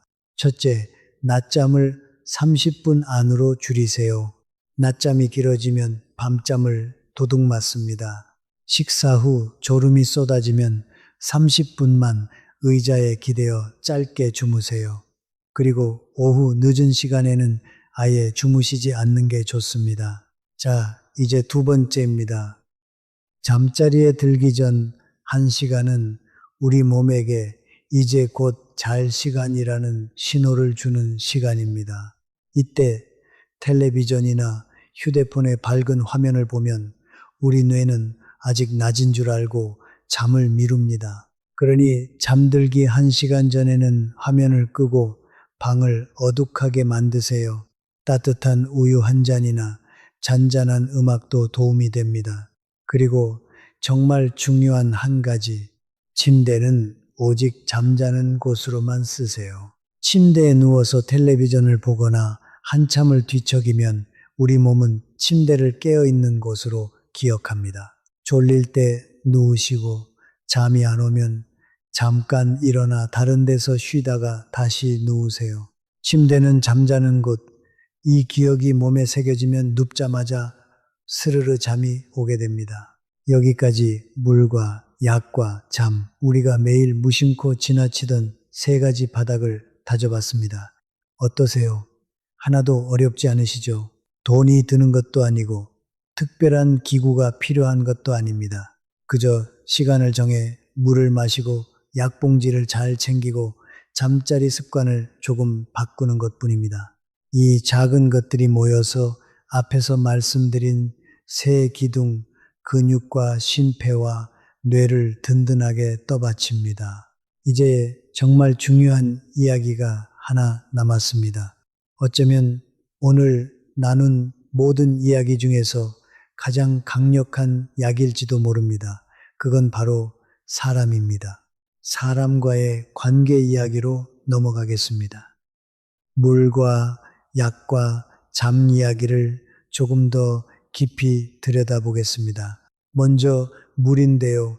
많은 분들이 이렇게 걱정하십니다. 물을 많이 마시면 화장실을 자주 가게 되어서 특히 밤에 잠을 설치게 된다고요. 맞는 말씀입니다. 그래서 요령이 필요합니다. 물은 낮 동안에 넉넉히 나눠 드시고 잠자리에 들기 2시간 전부터는 양을 줄이세요. 이렇게 하면 낮에는 충분히 수분을 채우면서도 밤에 화장실 때문에 깨는 일을 줄일 수 있습니다. 그리고 한 번에 벌컥벌컥 마시기보다 한 모금씩 천천히 자주 드시는 게 우리 몸에 훨씬 잘 흡수됩니다. 마치 마른 화분에 물을 줄 때 한꺼번에 부으면 다 흘러내리지만 조금씩 주면 흙이 촉촉하게 머금는 것과 같은 이치입니다. 또 한 가지, 우리 몸에 물이 부족한지 아닌지 스스로 확인하는 쉬운 방법이 있습니다. 소변색을 보시면 됩니다. 맑은 노란빛이면 충분한 것이고 진한 갈색에 가까우면 물이 부족하다는 신호입니다. 화장실에 가실 때마다 한 번씩 살펴보세요. 우리 몸이 보내는 가장 솔직한 신호니까요. 손등을 살짝 꼬집어 보는 방법도 있습니다. 꼬집었다 놓았을 때 피부가 금방 원래대로 돌아오면 괜찮고 한참 동안 그대로 있으면 물이 부족한 겁니다. 이렇게 우리 몸의 신호를 읽는 습관을 들이면 큰 병을 미리미리 막을 수 있습니다. 약 이야기로 넘어가 보겠습니다. 약을 드실 때 정말 조심해야 할 것이 하나 있습니다. 바로 자기 마음대로 약을 끊는 일입니다. 혈압약이나 당뇨약을 한동안 드시다 보면 몸이 좀 괜찮아진 것 같아서 이제 안 먹어도 되겠지 하고 슬그머니 끊으시는 분들이 계십니다. 이게 정말 위험합니다. 고려대학교 병원 자료에서도 혈압약을 임의로 중단하는 것이 가장 위험한 행동 중 하나라고 경고합니다. 약을 먹어서 혈압이 정상이 된 것이지 병이 나아서 정상이 된 게 아니기 때문입니다. 약을 끊으면 혈압이 다시 치솟는데 이때 갑작스러운 혈관 사고가 일어날 수 있습니다. 그러니 약을 줄이거나 끊는 일은 반드시 의료진과 먼저 상의하세요. 그리고 약과 함께 드시면 안 되는 음식도 알아두시면 좋습니다. 자몽이라는 과일은 일부 혈압약이나 콜레스테롤 약과 부딪혀서 약효를 너무 세게 만들 수 있습니다. 또 혈액을 묽게 하는 약을 드시는 분은 시금치나 미역 같은 음식을 갑자기 많이 드시면 약효가 흔들릴 수 있습니다. 너무 복잡하게 생각하실 것 없습니다. 새로운 약을 받으실 때 약사 선생님께 이 약이랑 같이 먹으면 안 되는 게 있나요? 하고 딱 한마디만 여쭤보세요. 그 한마디가 우리 건강을 지키는 든든한 울타리가 됩니다. 약은 정수기 필터를 청소하는 약품과 같습니다. 제대로 쓰면 깨끗한 물을 주지만 아무렇게나 쓰면 오히려 탈이 납니다. 마지막으로 잠 이야기를 조금 더 해보겠습니다. 천안에 사시는 서영순 어르신 이야기인데요. 올해 66이시고 평생 약국을 운영하셨던 분입니다. 그런데 가게를 정리하고 은퇴하신 뒤로 깊은 불면증에 시달리셨습니다. 밤마다 두세 시간씩 천장만 바라보다 새벽이 되어서야 겨우 잠이 드셨다고 합니다. 잠을 못 자니 낮에 늘 멍하고 머리가 안 돌아가니 또 치매 걱정이 들고 그 걱정 때문에 또 잠이 안 오고 서영순 어르신은 이 악순환에 갇혀 몇 달을 고생하셨습니다. 약사 출신이시라 수면제에 의존하는 게 얼마나 위험한지 잘 아셨기에 약에 손 떼지 않고 버티시느라 더 힘드셨다고 합니다. 그러던 중 동네 건강 강좌에서 잠에 관한 이야기를 들으셨습니다. 거기서 배운 대로 서영순 어르신은 생활을 조금씩 바꾸셨습니다. 아무리 잠을 못 잤어도 아침 7시면 반드시 일어나 커튼을 활짝 열고 햇빛을 쬐셨습니다. 낮잠은 점심 후 딱 20분만, 저녁 6시 이후로는 커피를 끊으셨고 잠들기 1시간 전엔 휴대폰을 멀리 두고 따뜻한 물로 발을 담그셨습니다. 처음 일주일은 별 효과가 없었답니다. 하지만 2주, 3주가 지나자 신기하게도 잠드는 시간이 점점 빨라졌습니다. 지금 서영순 어르신은 약 한 알 없이도 밤이면 스르르 잠이 든다고 하십니다. 서영순 어르신이 하신 말씀이 인상 깊었습니다. 잠은 억지로 자려고 하면 더 안 온다. 그냥 낮을 잘 보내면 밤은 저절로 따라오더라. 정말 맞는 말씀입니다. 좋은 잠은 밤에 만들어지는 게 아니라 낮에 만들어집니다. 낮에 햇빛 보고 몸을 움직이고 사람을 만나면 밤에 잠이 알아서 찾아옵니다. 그러니 우리 잠이 안 온다고 너무 애태우지 맙시다. 대신 낮을 알차게 보내는데 마음을 쏟아봅시다. 그것이 어떤 수면제보다 안전하고 강력한 우리 몸에 꼭 맞는 처방입니다. 자, 그러면 이 모든 이야기를 우리 하루 일과 속에 어떻게 녹여낼 수 있을지 아주 구체적으로 그려보겠습니다. 들어보세요. 거창한 계획은 필요 없습니다. 평범한 하루에 작은 습관 몇 개만 끼워 넣으면 됩니다. 아침에 눈을 뜨시면 가장 먼저 따뜻한 물 한 잔을 천천히 드세요. 밤새 마른 몸을 깨우고 굳어있던 장을 부드럽게 움직여주는 가장 좋은 습관입니다. 그 다음 창문을 활짝 열고 아침 햇살을 잠깐이라도 쬐세요. 아침 빛은 우리 몸의 시계를 바로잡아 주어서 그날 밤 잠까지 깊어지게 만듭니다. 아침 식사로는 단백질을 꼭 챙기세요. 삶은 달걀 하나, 두부 한 조각 또는 따뜻한 두유 한 잔이면 충분합니다. 우리 근육은 아침에 단백질이 들어와야 하루 종일 든든하게 버팁니다. 식사를 마치셨으면 가벼운 산책을 나가보세요. 집 앞 공원이든 아파트 단지든 상관없습니다. 15분 옆 사람과 이야기는 나눌 수 있되 숨은 약간 차오르는 그 속도로 천천히 걸으세요. 날이 뛰쳐 나가기 어려우시면 거실에서 제자리 걸음을 하셔도 됩니다. 텔레비전을 보시면서 의자에 앉았다 일어서기를 10번. 이것만으로도 허벅지 근육이 깨어납니다. 점심 식사 전에는 다시 물 한 잔, 점심에도 손바닥만 한 크기의 단백질을 챙기세요. 생선 한 토막이나 두부조림 또는 닭가슴살처럼 부드러운 고기면 좋습니다. 씹기 힘드시면 계란찜이나 두부찌개로 드셔도 똑같이 좋습니다. 식후에는 잠깐 앉아 쉬시되 낮잠을 주무신다면 30분을 넘기지 마세요. 낮잠이 길어지면 정작 밤잠을 빼앗기게 됩니다. 오후에는 누군가와 연결되는 시간을 만들어 보세요. 옛 친구에게 전화 한 통을 거시거나 동네 경로당이나 복지관에 잠깐 들르셔도 좋습니다. 거기서 새 친구를 사귀지 않으셔도 됩니다. 그저 사람들 사이에 잠시 머무는 것만으로도 우리 마음에 온기가 돕니다. 함께 노래를 부르거나 차 한 잔을 나누거나 손주에게 스마트폰을 한 가지 배우는 일, 이런 작은 활동들이 우리 뇌를 깨우고 하루에 활력을 불어넣습니다. 저녁 식사 전에 다시 물 한 잔, 저녁에도 단백질 한 가지를 잊지 마세요.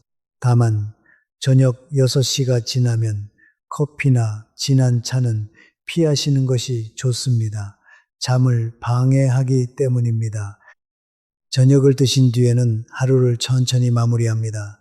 잠들기 1시간 전에는 텔레비전과 스마트폰 화면을 끄세요. 환한 화면빛이 우리 뇌를 깨워 잠을 쫓아냅니다. 대신 따뜻한 우유 한 잔이나 바나나 반 개를 드시면 잠이 한결 부드럽게 찾아옵니다.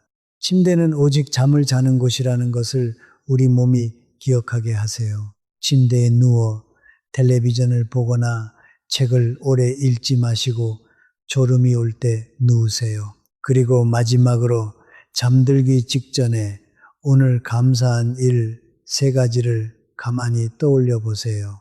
따뜻했던 햇살, 맛있게 먹은 한 끼, 반가운 목소리로 통화한 친구. 이렇게 작은 것들을 헤아리다 보면 우리 하루가 생각보다 훨씬 풍성했음을 깨닫게 됩니다. 이 평범한 하루의 흐름, 물 한 잔과 햇살, 단백질과 15분 걷기, 사람과의 연결, 그리고 감사, 이것이 바로 우리 75을 지켜내는 가장 확실한 하루의 모습입니다. 어렵지 않습니다. 우리 함께 바로 오늘부터 시작해 봅시다. 자, 여기서 제가 직접 만나 뵙고 이야기를 들었던 한 어르신의 사연을 들려드리겠습니다. 들어보세요. 안동에 사시는 정해철 어르신, 올해 75이십니다. 평생 우체국에서 일하시다 정년을 맞으신 분인데 73까지만 해도 동네에서 소문난 정정한 분이셨습니다. 매일 새벽이면 어김없이 뒷산에 오르셨고 친구분들과 바둑도 두시고 손주들과 공원도 산책하셨습니다. 주변에서는 다들 이렇게 말했습니다. 해철이 형은 90까지도 거뜬하겠다. 그런데 75 생신을 막 넘기시고 얼마 지나지 않아 이상한 일들이 하나둘 찾아오기 시작했습니다. 어느 날 아침 늘 다니던 산길을 오르시는데 평소와 다르게 숨이 턱까지 차올랐습니다. 그냥 컨디션이 안 좋은가 보다 하고 넘기셨습니다. 며칠 뒤에는 무릎에서 시큰한 통증이 느껴졌습니다. 계단을 내려갈 때마다 시큰거렸지만 그래도 대수롭지 않게 여기셨습니다. 나이 들면 다 그런 거지 뭐. 그렇게 또 몇 달이 흘렀습니다. 그러던 어느 날 친구 댁에 다녀오시다 현관을 나서는데 갑자기 어지러움이 확 밀려왔습니다. 한 발 내딛는 순간 몸의 중심이 흔들렸고 그대로 주저앉으셨습니다. 크게 다치지는 않으셨지만 그날 이후로 어르신은 바깥에 나가는 것 자체가 두려워지셨습니다. 또 넘어지면 어쩌나 그 생각이 머릿속을 떠나지 않았습니다. 병원에 가시니 의사는 이렇게만 말했습니다. 연세가 있으시니 자연스러운 겁니다. 약 처방해 드릴 테니 드세요. 그렇게 혈압약이 생기고 무릎약이 생기고 어지럼증 약까지 생겼습니다. 약봉지가 늘어날수록 어르신의 마음은 점점 무거워졌습니다. 그리고 더 무서운 일이 찾아왔습니다. 40년을 알고 지낸 친구의 이름이 입안에서만 맴돌 뿐 도무지 떠오르지 않았습니다. 그날 밤 어르신은 한숨도 주무시지 못했습니다. 혹시 내가 치매가 시작된 건 아닐까? 두려움은 점점 커졌고 사람 만나는 일조차 부담스러워졌습니다. 말하다 이름을 못 떠올리면 창피할 것 같아서 점점 집 안에만 머무셨습니다. 산에도 안 가시고 친구도 안 만나시고 손주가 찾아와도 금세 피곤해 하셨습니다. 곁에서 지켜보던 부인께서 걱정스레 물으셨습니다. 여보, 요즘 왜 그래요? 아무것도 안 하고 집에만 있잖아요. 어르신은 대답 대신 긴 한숨만 내쉬셨습니다. 그러던 어느 날 오랜만에 옆 동네 강만우 어르신을 마주쳤습니다. 만우 어르신은 정해철 어르신보다 2살이 많은 77이셨는데도 여전히 얼굴에 생기가 도셨습니다. 정해철 어르신이 물으셨습니다. 형님은 어떻게 그렇게 정정하십니까? 저는 요즘 영 몸이 말을 안 듣습니다. 만호 어르신은 빙긋 웃으며 이렇게 답하셨습니다. 나도 75 넘기고 한참을 힘들었어. 무릎도 쑤시고 숨도 차고 자꾸 깜빡깜빡하고 그런데 동네 보건소 프로그램에서 한 가지를 배웠지. 75은 몸이 통째로 바뀌는 시기라는 거야. 그걸 인정하고 아주 작은 것부터 바꾸면 된다더라고. 그래서 나는 그날부터 아침마다 딱 20분만 천천히 걷고 끼니마다 삶은 달걀 하나씩 더 먹고 일주일에 한 번은 친구들이랑 꼭 얼굴을 봐. 그랬더니 몸이 다시 살아나더라고. 그날 정해철 어르신은 만호 어르신의 말을 곱씹고 또 곱씹으셨습니다. 75은 끝이 아니라 바뀌는 시기였구나. 그리고 바로 다음 날부터 아주 작은 변화를 시작하셨습니다. 아침마다 집 앞 공원을 천천히 한 바퀴 도셨습니다. 끼니마다 달걀을 하나씩 더 드셨습니다. 일주일에 한 번은 옛 친구에게 먼저 전화를 거셨습니다. 처음 한두 주는 아무 변화도 느껴지지 않았습니다. 그런데 한 달이 지나고 2달이 지나자 조금씩 달라지기 시작했습니다. 무릎 통증이 잦아들었고 계단을 올라도 숨이 덜 찼습니다. 무엇보다 마음이 한결 가벼워지셨습니다. 어르신은 그제야 깨달으셨습니다. 75은 포기하는 나이가 아니라 다시 시작하는 나이였구나.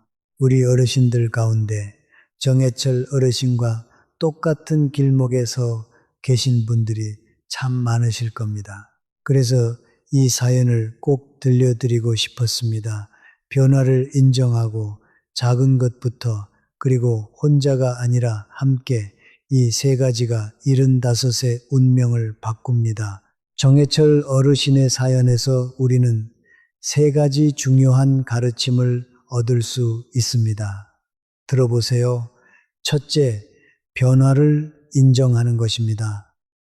어르신은 처음에 자신의 몸이 달라지는 것을 한사코 부정하셨습니다. 괜찮아, 곧 나아질 거야. 하지만 부정은 문제를 더 키울 뿐이었습니다. 몸이 보내는 신호를 자꾸 무시하면 작은 문제가 어느새 큰 문제로 자라납니다. 반대로 내 몸이 예전과 다르구나 하고 인정하는 그 순간 비로소 해결의 문이 열립니다. 인정은 포기가 아닙니다. 인정이야말로 회복의 첫걸음입니다. 우리 어르신들께서도 요즘 부쩍 숨이 차거나 깜빡하는 일이 잦아지셨다면 그것을 부끄러워하거나 외면하지 마세요. 그저 담담히 받아들이고 오늘부터 작은 것을 바꾸시면 됩니다. 둘째, 작은 것부터 시작하는 것입니다. 어르신은 강만호 어르신의 조언을 듣고도 거창한 계획을 세우지 않으셨습니다. 매일 20분 걷기, 끼니마다 달걀 하나 더, 일주일에 한 번 친구에게 전화 한 통, 이 사소해 보이는 행동들이 모이고 모여 결국 어르신을 다시 일으켜 세웠습니다. 우리는 종종 큰 변화를 꿈꾸지만 정작 너무 커서 시작조차 못합니다. 그러나 작은 변화는 누구나 할 수 있고 작은 변화가 차곡차곡 쌓이면 인생이 통째로 달라집니다. 오늘 단 10분, 오늘 달걀 하나, 그것이면 충분합니다. 완벽하지 않아도 괜찮습니다. 그저 시작하는 것, 그리고 멈추지 않는 것, 그것이 전부입니다. 셋째, 혼자가 아니라 함께라는 것입니다. 어르신이 다시 일어서실 수 있었던 결정적인 이유는 곁에 강만호 어르신이라는 한 사람이 있었기 때문입니다. 누군가의 따뜻한 한마디, 누군가의 경험과 조언이 무너져가던 분을 다시 세웠습니다. 75 이후에는 관계가 그대로 야기됩니다. 전화 한 통, 대화 한마디가 외로움을 막고 뇌를 깨우고 삶의 의미를 되찾게 합니다. 단 한 사람이라도 나를 이해하고 응원해주는 사람이 곁에 있다면 우리는 어떤 어려움 속에서도 다시 일어설 수 있습니다. 그러니 힘드실 때 혼자 끙끙 앓지 마세요. 가족이든 친구든 이웃이든 누군가에게 마음을 여세요. 그리고 동시에 우리도 누군가에게 그런 한 사람이 되어줄 수 있습니다. 받기만 하는 것이 아니라 먼저 손을 내미는 것, 그것이 우리 자신을 살리는 길이기도 합니다. 변화를 인정하고 작은 것부터, 그리고 함께 이 세 가지만 마음에 새기셔도 우리 75은 분명히 달라질 것입니다. 여러분, 혹시 외로움이 담배만큼 몸에 해롭다는 말 들어보신 적 있으신가요? 놀라시겠지만 사실입니다. 여러 의학 연구를 종합하면 깊은 외로움 속에 사는 것은 하루에 담배 15개비를 피우는 것만큼 우리 건강에 해롭다고 합니다. 반대로 좋은 관계는 거꾸로 우리 수명을 늘리고 치매를 늦추고 면역력까지 높여줍니다. 미국 하버드 의과대학에서는 무려 75년이라는 긴 세월 동안 무엇이 사람을 건강하고 행복하게 만드는지를 추적했습니다. 그 긴 연구의 결론이 무엇이었을까요? 돈도 아니고 명예도 아니었습니다. 바로 따뜻한 관계였습니다. 곁에 마음을 나눌 사람이 있는 분들이 더 오래, 더 건강하게 사셨습니다. 그러니 사람과의 관계는 우리에게 가장 강력한 보약입니다. 자, 이제 본론으로 들어갑니다. 75 이후의 관계 어떻게 가꿔야 할까요? 첫째, 일주일에 한 번은 우리가 먼저 누군가에게 연락하세요. 친구든 형제든 조카든 상관없습니다. 길게 통화할 필요도 없습니다. 잘 지내냐? 밥은 먹었냐? 이 짧은 안부 한마디가 외로움을 막고 우리 뇌를 깨웁니다. 전화가 부담스러우시면 짧은 문자 한 줄도 좋습니다. 오늘 날씨 좋네, 건강하게 지내. 이 한 줄이 끊어질 뻔한 관계의 끈을 다시 이어줍니다. 둘째, 일주일에 한 번이라도 사람들이 모이는 자리에 나가세요. 복지관이든 경로당이든 교회든 어디든 좋습니다. 거기서 꼭 새 친구를 사귀어야 하는 건 아닙니다. 그냥 사람들 사이에 섞여 있는 것만으로도 우리 마음은 환해집니다. 셋째, 함께 밥을 드세요. 혼자 먹는 밥은 입맛도 없고 영양도 부실해집니다. 누군가와 마주 앉아 먹으면 자연스레 더 잘 드시게 되고 이야기도 오갑니다. 일주일에 한 번이라도 가까운 사람과 마주 앉아 국수 한 그릇이라도 나눠 드세요. 그런데 여기서 제가 정말 꼭 짚고 넘어가고 싶은 이야기가 하나 있습니다. 관계를 지키려다 오히려 관계를 잃는 경우를 너무 많이 봤기 때문입니다. 바로 모임에서의 돈 문제입니다. 혹시 모임에 나가면 늘 먼저 지갑을 꺼내시는 분 주변에 계시지 않나요? 혹은 여러분이 바로 그런 분이실 수도 있습니다. 좋은 사람으로 보이고 싶어서, 여유 있는 사람으로 보이고 싶어서 매번 먼저 밥값을 내십니다. 처음엔 다들 고마워합니다. 그런데 이상하게도 시간이 지날수록 그 모임에 나오는 사람이 하나둘 줄어듭니다. 왜 그럴까요? 분명 좋은 마음으로 베푼 건데 말입니다. 저는 이 안타까운 장면을 정말 많이 봤습니다. 이유는 이렇습니다. 사람에게는 받으면 갚고 싶어 하는 본능이 있습니다. 선물을 받으면 선물로, 밥을 얻어먹으면 밥으로 갚고 싶은 마음이 본능처럼 일어납니다. 그런데 한 사람이 매번 먼저 내버리면 받는 사람은 갚을 기회를 잃습니다. 그러면 고맙다는 마음보다 미안하다는 마음, 빚진 것 같은 마음이 쌓입니다. 나는 왜 저렇게 못해줄까?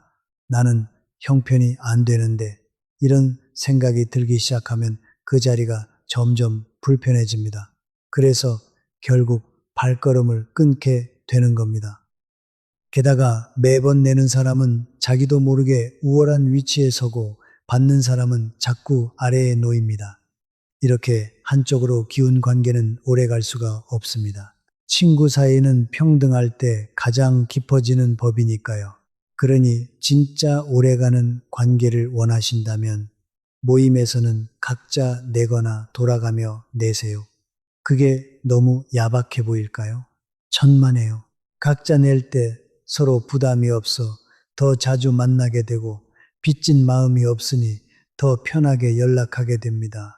요즘은 계산도 쉽습니다. 카드로 나눠서 계산도 되고 송금도 간편합니다.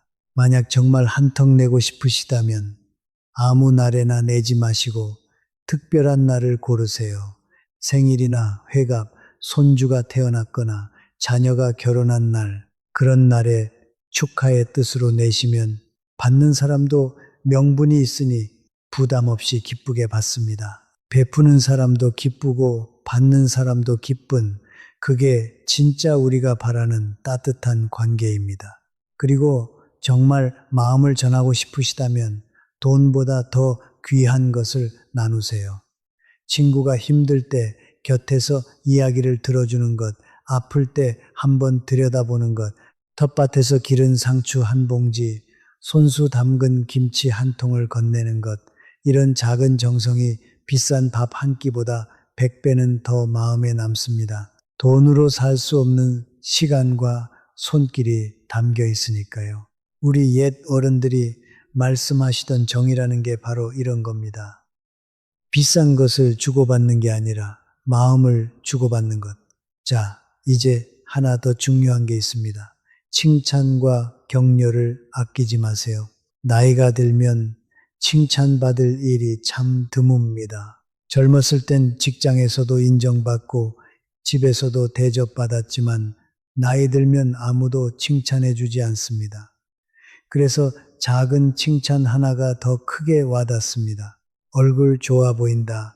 오늘 옷이 잘 어울린다. 머리 자르니 10년은 젊어 보인다. 이런 따뜻한 말 한마디는 돈 한 푼 안 들지만 우리 곁에 있는 사람의 하루를 환하게 밝혀줍니다. 그리고 무엇보다 중요한 건 들어주는 것입니다. 친구가 이야기할 때 휴대폰 보지 마시고 고민을 털어놓을 때 섣불리 충고하려 들지 마세요. 그냥 들어주고 고개 끄덕여주고 많이 힘들었겠다 한마디 건네주세요. 누군가 내 이야기를 진심으로 들어준다는 것 그 자체가 어떤 위로보다 큰 힘이 됩니다. 우리 세대는 평생 속마음을 누르고 참으며 살아왔습니다. 그래서 더더욱 서로의 이야기를 들어주는 일이 귀합니다. 우리 함께 서로에게 그런 친구가 되어주면 어떨까요? 그것이 75 이후를 외롭지 않게 사는 가장 확실한 길입니다. 여기서 우리 어르신들께 꼭 짚어드리고 싶은 이야기가 하나 더 있습니다. 들어보세요. 나이가 들수록 관계를 돈으로 표현하려는 마음이 커집니다. 젊을 때는 시간과 열정으로 우정을 나눴지만 이제는 그럴 기력이 예전 같지 않으니 밥 한 끼 사는 것으로 마음을 대신 전하려 하십니다. 그런데 바로 여기에 우리가 놓치기 쉬운 함정이 숨어 있습니다. 모임에 나가면 늘 같은 풍경이 펼쳐집니다.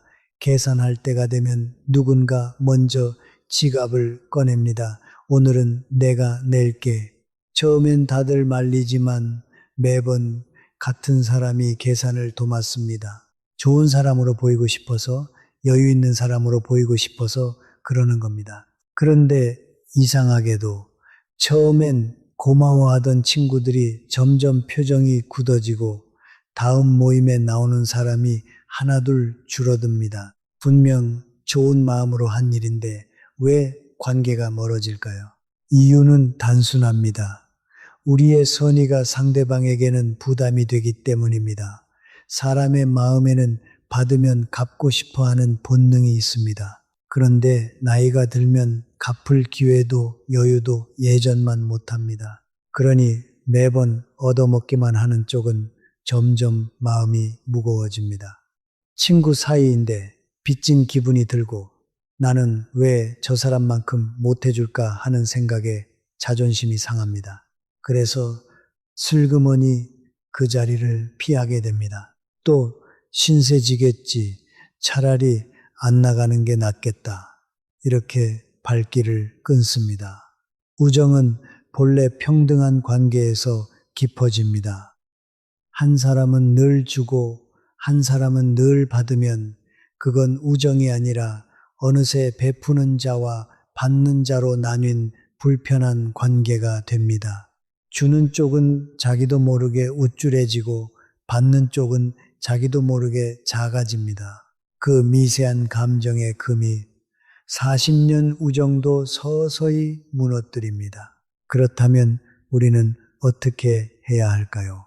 첫째, 가장 좋은 것은 각자 내는 것입니다. 5이 모였으면 5으로 나누면 됩니다. 각자 내는 것을 부끄러워하지 마세요. 그것은 오히려 나는 여러분과 평등한 사이이고 싶다는 가장 따뜻한 표현입니다. 서로 부담이 없으니 더 자주 만나게 되고 빚진 기분이 없으니 마음 편히 연락하게 됩니다. 둘째, 그래도 정 베풀고 싶다면 돌아가며 내세요. 이번엔 내가, 다음엔 자네가. 결국 모두가 한 번씩 내니 공평하고 누구도 작아지지 않습니다. 셋째, 특별한 날에만 대접하세요. 생일이나 회갑, 손주를 본 날처럼 명분이 있는 날에 한턱 내면 받는 사람도 부담 없이 기쁘게 받습니다. 넷째, 비싼 밥보다 작은 정성을 나누세요. 텃밭에서 기른 채소 한 봉지, 손수 담근 김치 한 통, 직접 만든 반찬 한 그릇, 이런 것들이 오히려 더 따뜻하게 와닿습니다. 돈으로 살 수 없는 시간과 손길이 담겨 있기 때문입니다. 그리고 무엇보다 진짜 선물은 돈이 아니라 마음과 시간입니다. 친구가 아플 때 병문안을 가는 것, 외로워할 때 함께 산책하는 것, 고민을 털어놓을 때 핸드폰을 내려놓고 끝까지 들어주는 것, 이런 것들이 밥 10번 사는 것보다 값집니다. 친구가 말할 때는 충고하려 들지 말고 그저 들어주세요. 많이 힘들었겠다. 얼마나 속상했겠나. 이 한마디가 어떤 약보다 큰 위로가 됩니다. 또한 칭찬을 아끼지 마세요. 나이가 들면 칭찬받을 일이 부쩍 줄어듭니다. 오늘 얼굴이 참 좋아 보이네.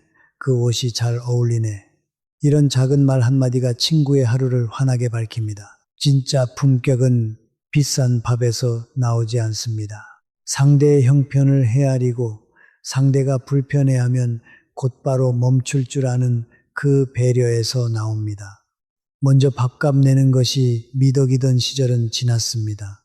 이제는 각자 내는 것이 예의이고 서로 존중하는 것이 지혜입니다. 우리의 소중한 우정을 오래오래 지키고 싶으시다면 바로 오늘부터 이 작은 변화를 시작해 보세요. 자, 이제 마지막 이야기입니다. 지금까지 우리는 몸을 지키는 법을 이야기했습니다. 그런데 몸을 아무리 잘 챙겨도 마음이 무너지면 다 소용없습니다. 그래서 75을 맞는 마음가짐 이야기로 오늘을 마무리하려 합니다. 75의 가장 큰 위기는 사실 무릎도 아니고 기억력도 아닙니다. 바로 나는 이제 끝났다는 생각입니다.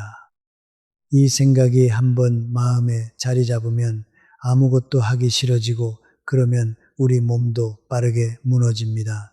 마음이 포기하면 몸은 더 빨리 포기합니다. 그러니 오늘 이것만은 꼭 마음에 새겨두세요. 75은 끝이 아니라 다시 시작하는 나이입니다. 옛 어른들의 지혜에도 이런 가르침이 있습니다. 사람은 같은 강물에 2번 발을 담글 수 없다. 강물이 끊임없이 흐르듯이 우리 몸도 끊임없이 변한다는 뜻입니다. 20살의 몸, 50살의 몸, 75의 몸은 모두 다릅니다. 그런데 우리는 자꾸 예전의 몸에 집착합니다. 예전엔 이 정도는 거뜬했는데 하면서 자신을 탓합니다. 그 집착이 우리를 괴롭게 만듭니다. 이제는 우리도 흐르는 변화를 받아들이고 지금의 몸과 사이좋게 살아가는 지혜가 필요합니다. 천천히 걷는 것도 걷는 것이고 한 번에 못하면 2번에 나눠 하면 됩니다. 느려진 게 잘못이 아닙니다. 느려진 나를 미워하는 게 우리를 더 아프게 합니다. 마음을 다스리는데 가장 좋은 약은 감사입니다. 거창한 게 아닙니다. 매일 밤 잠들기 전에 오늘 감사했던 일 3가지만 떠올려 보세요. 따뜻한 햇살 한 줌, 맛있게 먹은 한 끼, 걸려온 자식의 안부 전화, 이렇게 작은 것들을 하나씩 헤아리다 보면 우리 삶이 생각보다 훨씬 풍요롭다는 걸 깨닫게 됩니다. 어떤 분은 이렇게 말씀하실지 모릅니다. 아픈 대투성이인데 뭐가 감사하냐? 그 마음 충분히 이해합니다. 하지만 바로 그럴 때일수록 아직 내 2발로 화장실에 갈 수 있음에, 아직 자식 목소리를 알아들을 수 있음에 감사해 보세요. 감사는 없는 것을 만들어내는 게 아니라 이미 있는 것을 발견하는 일입니다. 또 이런 말씀도 드리고 싶습니다. 나이가 든다는 것은 잃기만 하는 것이 아닙니다. 우리는 젊음을 잃지만 대신 지혜를 얻습니다. 빠른 걸음을 잃지만 대신 천천히 보는 여유를 얻습니다. 무엇보다 더 이상 남의 눈치를 보지 않아도 되는 자유를 얻습니다. 우리 세대는 평생 자식 키우느라, 식구들 먹여 살리느라 내가 진짜 원하는 것은 늘 뒤로 미루며 사셨습니다. 가난한 시절엔 내 한 몸 돌볼 겨를도 없이 그저 묵묵히 견뎌 오셨습니다. 우리 모두 그동안 정말 고생 많으셨습니다. 이제는 정말로 나 자신을 위해 사셔도 되는 때가 왔습니다. 손주를 위해서가 아니라 나를 위해서 걷고 누구에게 보이기 위해서가 아니라 내가 건강하고 싶어서 단백질을 챙기는 겁니다. 그리고 75 이후에는 의미를 찾는 일이 무엇보다 중요합니다. 한 심리학자는 이렇게 말했습니다. 사람을 살게 하는 것은 행복이 아니라 의미라고요. 거창한 의미가 아니어도 좋습니다. 아침에 일어나 화분에 물을 주는 일, 텃밭에 상추를 돌보는 일, 손주에게 옛 이야기를 들려주는 일, 이웃에게 먼저 인사를 건네는 일, 이런 작은 일들이 우리에게 오늘 하루를 살아갈 이유가 되어줍니다. 살아갈 이유가 있는 사람은 쉽게 무너지지 않습니다. 그러니 여러분, 오늘 하루 내가 누군가에게 혹은 무언가에게 작은 보탬이 될 일 한 가지를 찾아보세요. 그 한 가지가 우리를 다시 살게 합니다. 마지막으로 두려움 이야기를 하고 싶습니다. 75이 무섭다고들 합니다. 앞으로 더 약해질까봐, 자식에게 짐이 될까봐, 혼자 남을까봐 두렵습니다. 그 두려움 너무나 자연스러운 마음입니다. 하지만 두려움에 사로잡혀 아무것도 안 하면 그 두려워하던 일이 더 빨리 찾아옵니다. 반대로 오늘 작은 것 하나라도 시작하면 두려움은 조금씩 자신감으로 바뀝니다. 어제보다 한 발짝 더 걸었나, 어제보다 계란 하나 더 챙겨 먹었나, 이 작은 성취들이 모여 나는 아직 할 수 있다는 믿음이 됩니다. 그 믿음이야말로 75 이후를 환하게 밝히는 가장 큰 등불입니다. 우리 두려움 대신 작은 한 걸음을 선택합시다. 그리고 마음에 대해 한 가지를 더 말씀드리고 싶습니다. 들어보세요. 우리는 나이가 들면서 참 많은 것을 잃습니다. 젊음을 잃고, 한창 때의 체력을 잃고, 일하던 자리를 잃고, 곁을 떠나는 사람들을 보냅니다. 그래서 자꾸 잃은 것만 헤아리게 됩니다. 예전엔 안 그랬는데, 예전엔 거뜬했는데, 그런데 여러분, 잃은 것만 세다 보면 마음은 점점 메말라 갑니다. 같은 75이라도 잃은 것을 보며 한숨 짓는 분과 얻은 것을 보며 미소 짓는 분의 삶은 하늘과 땅 차이입니다. 우리가 나이를 먹으며 잃기만 했을까요? 아닙니다. 우리는 그 세월 동안 지혜를 얻었습니다. 서두르지 않는 여유를 얻었습니다. 작은 일에 흔들리지 않는 단단함을 얻었고 누구의 눈치도 보지 않아도 되는 자유를 얻었습니다. 이 얻은 것들은 젊음을 주고도 바꿀 수 없는 귀한 것들입니다. 삶의 의미는 거창한 데 있지 않습니다. 매일 아침 일어나 창문을 여는 것, 화분에 물을 주는 것, 이웃에게 먼저 인사를 건네는 것, 손주의 전화를 받는 것, 이런 사소한 일상의 순간들이 모여 우리 삶의 의미가 됩니다. 행복을 억지로 묵으려 애쓰지 마세요. 대신 오늘 하루 안에서 작은 의미를 찾으세요. 누군가에게 따뜻한 말 한마디를 건넸다면, 화분 하나를 정성껏 돌봤다면, 친구의 이야기를 끝까지 들어줬다면 그 하루는 이미 의미로 가득 찬 하루입니다. 그러니 우리 오늘부터는 이렇게 살아봅시다. 아침에 눈을 뜨면 잃은 것을 세는 대신 오늘 내가 할 수 있는 작은 일 하나를 떠올립시다. 그리고 밤에 잠들기 전에는 오늘 감사한 일 3가지를 가만히 헤아립시다.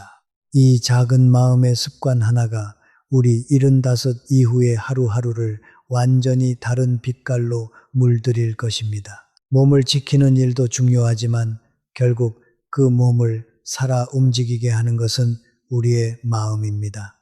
마음이 살아있으면 몸도 따라서 다시 일어섭니다. 자, 여기서 잠시 마음을 더 깊은 곳까지 들여다보겠습니다. 들어보세요. 75이라는 나이는 단순히 몸이 바뀌는 시기가 아닙니다. 마음의 결이 통째로 달라지는 시기이기도 합니다. 옛 어느 현인은 인생의 후반기를 비로소 진짜 나 자신이 되어가는 시기라고 했습니다. 젊을 때 우리는 남의 눈에 맞춰 살았습니다. 자식 키우느라, 직장에서 인정받느라, 체면을 지키느라 정작 내가 원하는 삶은 뒤로 미뤄두었습니다. 그런데 75이 넘으면 비로소 그 무거운 짐들을 내려놓을 수 있습니다. 더 이상 누구에게 잘 보일 필요가 없습니다. 내 속도대로, 내 방식대로 살아도 되는 시기, 그것이 바로 75이 우리에게 주는 특권입니다. 정해철 어르신이 산에 못 오르게 된 것을 우리는 이렇게도 볼 수 있습니다. 이제는 남에게 정정해 보이려 애쓰지 않아도 되는 시기가 온 것이라고.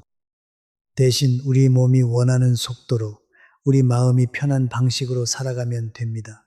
또 다른 옛 가르침에서는 인생의 마지막 길목에서 우리가 두 갈래 길 앞에 선다고 했습니다. 한 길은 살아온 세월을 돌아보며 그 안에서 의미를 발견하고 마음을 하나로 모으는 길입니다. 다른 한 길은 후회와 절망에 빠져 스스로를 갉아먹는 길입니다. 정해철 어르신도 처음에는 절망의 길로 들어서고 계셨습니다. 나는 이제 쓸모없는 사람이다. 그런데 강만호 어르신을 만나고 작은 변화를 시작하면서 통합의 길로 돌아서셨습니다. 나는 여전히 살아있고 여전히 할 수 있는 사람이다. 바로 이 한 끗 차이가 75 이후의 삶을 완전히 갈라놓습니다. 그러니 우리 지나온 세월을 후회의 눈으로 보지 맙시다. 그 안에는 우리가 웃고 울고 사랑하고 견뎌낸 위대한 이야기가 가득 담겨 있습니다. 그 세월이 지금의 우리를 만들었습니다. 옛 로마의 한 현인은 이런 말을 남겼습니다. 인생은 본래 짧은 것이 아니라 우리가 짧게 만드는 것이다. 많은 분들이 75이 되면 이제 남은 시간이 얼마 없다고 한숨을 쉬십니다. 그런데 정말 중요한 것은 시간의 길이가 아니라 시간의 깊이입니다. 75이라도 하루하루를 의미 있게 채운다면 그 삶은 넘치도록 충만합니다. 반대로 한창 때라도 하루를 허투루 흘려보낸다면 그 삶은 텅 빈 것입니다. 매일 아침 눈을 뜨는 것, 그 자체가 이미 큰 선물입니다. 오늘 하루를 무엇으로 채울지는 오직 우리 자신의 손에 달려 있습니다. 옛 동양의 한 스승은 이른이 되니 마음이 가는 대로 해도 법도에 어긋나지 않더라고 했습니다. 평생 절제하고 참아온 사람만이 다다를 수 있는 경지입니다. 75세에 우리가 바로 그 자리에 서 있습니다. 더 이상 남의 눈치를 보지 않아도 됩니다. 마음이 시키는 대로 그러나 곱고 단정하게 살아가면 됩니다. 이것이 나이가 우리에게 선물한 자유입니다. 그러니 75을 두려워하지 마세요. 이런 것만 헤아리지 마세요. 우리는 분명 젊음과 체력을 조금 잃었지만 그 대신 지혜와 여유와 너그러움과 자유를 얻었습니다. 어느 쪽을 바라보며 살 것인가? 그 선택이 우리의 남은 20년을 결정합니다. 정해철 어르신은 희망 쪽을 바라보기로 하셨습니다. 그리고 그 선택이 어르신의 인생을 다시 살려냈습니다. 우리도 충분히 할 수 있습니다. 바로 오늘, 지금 이 순간부터 말입니다. 그리고 우리 어르신들 마음 한구석에는 늘 자식 걱정이 자리하고 있습니다. 내가 아프면 자식들이 고생할 텐데, 내가 누우면 손주들이 마음 아파할 텐데, 그 마음이 바로 우리가 건강을 지켜야 할 가장 큰 이유이기도 합니다. 우리가 매일 15분을 걷고 끼니마다 단백질을 챙기고 약을 제때 먹는 것은 단지 우리 자신만을 위한 일이 아닙니다. 자식들에게 짐이 되지 않고 손주들 앞에서 정정한 모습을 오래오래 보여주려는 그 깊은 사랑의 표현입니다. 평생 자식을 위해 헌신해 오신 우리 어르신들께서 이제는 자신의 몸을 챙기는 것으로 그 사랑을 이어가시는 겁니다. 건강하게 오래 곁에 머무는 것, 그것이야말로 자식에게 줄 수 있는 가장 큰 선물입니다. 또한 우리는 평생 체면을 지키며 단정하게 살아왔습니다. 남들 앞에서 흐트러진 모습을 보이고 싶지 않은 그 마음 너무나 잘 압니다. 그러나 건강을 챙기는 일에는 체면을 내려놓으셔도 됩니다. 복지관 체조교실에 나가는 것도, 보건소 프로그램에 등록하는 것도 결코 부끄러운 일이 아닙니다. 오히려 자신을 아끼고 가족을 생각하는 가장 지혜롭고 품격 있는 선택입니다. 우리 함께 그 한 걸음을 내딛어 봅시다. 자, 정리해 드리겠습니다. 지금까지 들으신 내용을 오늘 당장 실천하실 수 있는 10가지로 묶어 드리겠습니다. 첫째, 오늘부터 매일 15분씩 천천히 걸으세요. 둘째, 내일 아침부터 끼니마다 단백질을 한 가지씩 더 챙기세요. 삶은 달걀 하나, 두부 한 모, 생선 한 토막이면 충분합니다. 셋째, 하루에 물을 5잔 이상 시간을 정해놓고 나눠 드세요. 넷째, 의자에 앉았다 일어서기를 하루 10번씩 해보세요. 다섯째, 약은 정해진 시간에 봉지째 모아 석 달에 한 번 병원에서 점검받으세요. 여섯째, 낮잠은 30분을 넘기지 마세요. 일곱째, 잠들기 1시간 전에는 화면을 끄세요. 여덟째, 일주일에 한 번은 누군가에게 먼저 연락하세요. 아홉째, 모임에서는 각자 내거나 돌아가며 내고 작은 정을 나누세요. 열째, 매일 밤 잠들기 전에 감사한 일 3가지를 떠올리세요. 이 10가지를 한꺼번에 다 하시려고 애쓰지 마세요. 그러면 며칠 못 가 지칩니다. 딱 한 가지만 골라 시작하세요. 한 가지를 꾸준히 하다 보면 신기하게도 다른 것들이 저절로 따라옵니다. 중요한 건 완벽하게 하는 것이 아니라 그저 시작하는 것입니다. 오늘 10분만 걸어도 괜찮습니다. 내일 5분만 더 걸으면 됩니다. 제가 아는 한 어르신은 이른에 처음 걷기를 시작하셨습니다. 청주에 사시는 임순덕 어르신이신데요. 처음엔 5분도 숨이 차서 힘드셨다고 합니다. 그런데 매일 아주 조금씩만 늘려가셨습니다. 1년이 지나자 30분을 걷게 되셨고, 2년이 지나자 동네 산책로를 매일 한 바퀴 도는 분이 되셨습니다.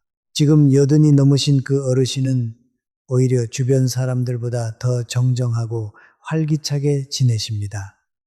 서울대학교 병원의 한 연구에서도 늦게라도 운동을 시작한 분들이 그렇지 않은 분들보다 훨씬 건강하게 지내신다는 결과가 나왔습니다. 시작이 늦었다고 포기하지 마세요. 시작조차 하지 않는 것보다 늦게라도 시작하는 것이 100배는 낫습니다. 자, 오늘 우리가 함께 나눈 이야기를 마지막으로 한 번에 모아보겠습니다. 75은 우리 몸의 붕괴선입니다. 이 시기에 3개의 큰 기둥이 동시에 흔들립니다. 첫째 기둥은 근육입니다. 단백질을 챙기고 앉았다 일어서기를 하면 지킬 수 있습니다. 둘째 기둥은 심장과 폐입니다. 매일 15분 걷기로 살려낼 수 있습니다. 셋째 기둥은 뇌입니다. 대화하고 배우고 손을 쓰면 다시 길을 냅니다. 그리고 이 3기둥을 떠받치는 3개의 주춧돌이 있습니다. 바로 물과 약과 잠입니다. 물은 시간을 정해 나눠 마시고 약은 정확히 챙기되 함부로 끊지 말고 잠은 낮잠을 줄이고 밤잠의 질을 높이세요. 여기에 한 가지를 더 얹어야 합니다. 바로 관계입니다. 외로움은 우리 몸을 갉아먹고 따뜻한 관계는 우리 수명을 늘립니다.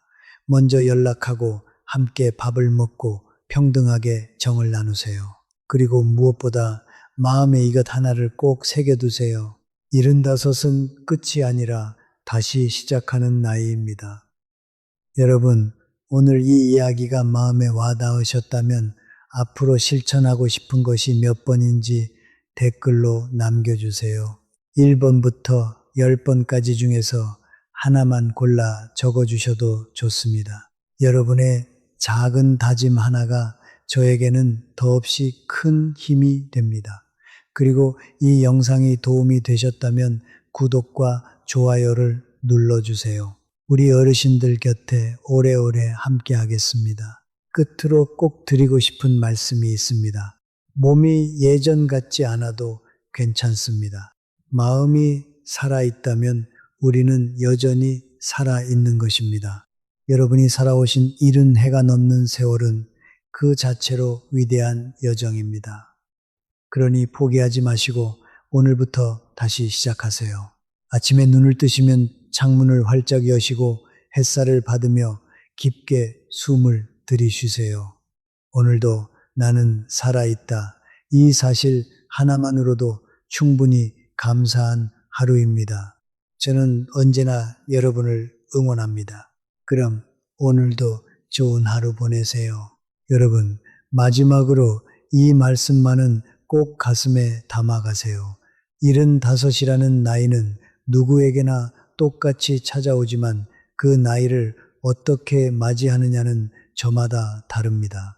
어떤 분은 두려움에 떨며 집안에 갇히시고 어떤 분은 작은 한 걸음을 내디뎌 다시 일어서십니다.